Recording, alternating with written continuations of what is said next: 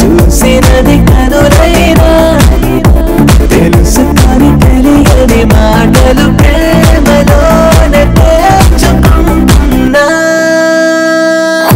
ఓ మేరే జానా, ఓ మేరే జానా, मैं हूँ तेरा दीवाना, मैं हूँ तेरा दीवाना.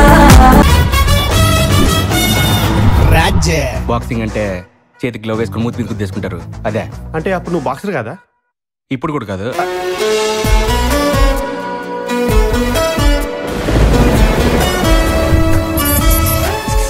ఆ అమ్మాయిలు ఎలా సార్ మీకు సెట్ చేసేది? నన్నే అమ్మాయికి సెట్ చేయండి.